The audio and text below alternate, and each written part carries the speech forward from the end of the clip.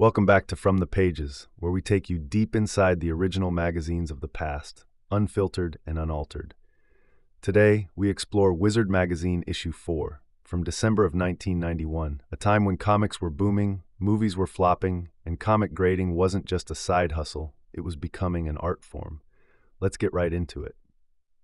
Spotlight, Fabian Nicieza on X-Force. Writer Fabian Nicieza opens up about scripting X-Force, emphasizing how it lets him explore themes not possible in his new Warriors work. Nicieza says scripting someone else's plot keeps his skills sharp, while admitting the mutant titles remain Marvel's best sellers because they hit hard with youthful hero angst.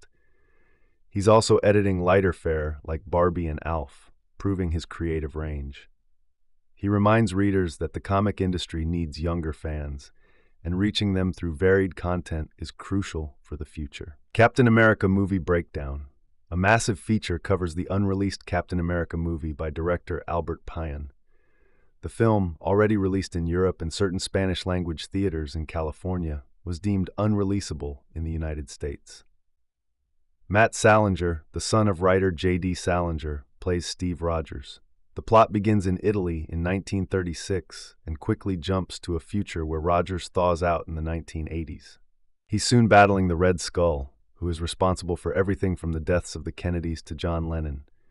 The movie script by Stephen Tolkien had high aspirations, casting Cap as a leftist symbol standing for true ideals like justice and truth over jingoistic flag-waving.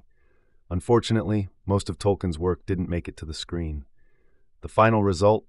A messy mix of political commentary, poor direction, and a rubber suit with fake ears. Critics described it as lacking any of the energy or impact of its comic counterpart. Batman: The Dark Knight Dissected. A comprehensive article explores Batman's evolution post-Crisis on Infinite Earths, starting with Frank Miller's seminal The Dark Knight Returns. It argues that Miller's grim and gritty take redefined not just Batman but the entire comic book medium. The article also praises Alan Moore's The Killing Joke for its psychological complexity. Denny O'Neil, the man behind Batman's return to his roots, weighs in on the character. He insists that Batman isn't psychotic. He's an existential figure aware of his obsession. Bruce Wayne may have had a tragic past, but his conscious choice to channel his trauma into justice is what makes him a hero, not a madman. O'Neil critiques other creative teams for taking the darkness too far, robbing Batman of his essential humanity. John Byrne interview. Mutants aren't everything. John Byrne speaks frankly in his interview. He's unapologetic about his shifting creative direction, moving away from mutant books and speaking candidly about how corporate control, especially from Marvel, is a little too strong. Byrne's signature style remains as sharp as ever, and this interview reaffirms his place as one of comics' true craftsmen.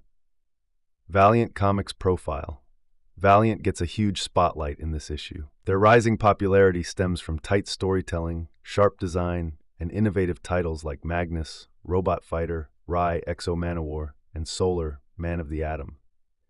The article outlines how Valiant is using Nintendo properties and science fiction to court new readers and collectors.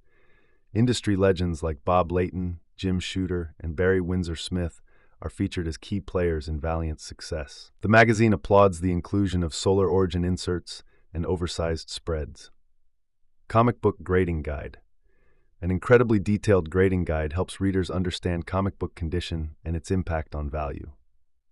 It defines everything from mint, flawless, fresh off the press, down to poor, with torn pages, water damage, and missing pieces. The guide reminds collectors that high-grade comics can be worth up to 200% of their near-mint value. It stresses the importance of evaluating creases, spine tightness, page color, and more. Trivia Challenge. The back section features a large trivia quiz, with 30 comic-related questions ranging from Batman lore and the Justice League to Marvel continuity and oddball facts like how many licks it takes to reach the center of a Tootsie Pop. You're ranked from geek to honorary herald of Galactus, depending on how many you get right. Advertisements. Recap Valiant Comics ads. Big promotions for Solar, Magnus, and Rai, showcasing art by Bob Layton and hinting at the massive panel formed when combining the first 10 issues. Previews insert promo. Bob Layton signed 600 special inserts for Previews issue 33. Mario Brothers and Zelda comics. A bold move by Valiant to capture young Nintendo fans. Grading and collecting focus. Several ads hint at the rising trend of treating comics as investment vehicles. Valiant Marketplace highlights, emphasizing art, scarcity, and storytelling. That's the breakdown. This issue of Wizard was more than a fan guide. It was a snapshot of the early 90s comic boom, when character evolution, industry experimentation, and failed Hollywood adaptations were all clashing in real time. If you like this breakdown, don't forget to share it, give us a like, and hit that subscribe button for more deep dives into the past. New episodes of From the Pages drop daily.